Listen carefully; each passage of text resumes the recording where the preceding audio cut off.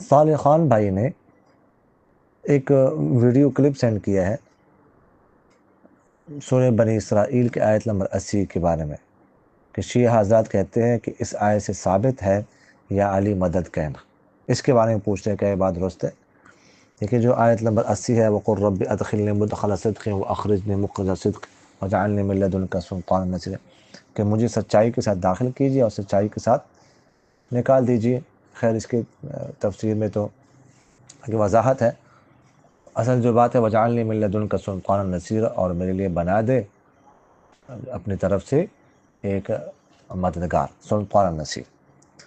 تو سلطان نصیر سے یہاں پر مراد جو ہے نا غلبہ ہے، مجھے غلبہ دے دے، ٹھیک ہے، یا بعض حضرات کہتے ہیں کھلی دلیل دے دے۔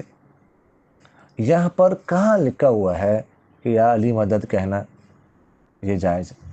اس میں کیا حضرت علی کرم اللہ وجہہ کا نام ہے؟ ان کے کسی خاندان کا نام ہے؟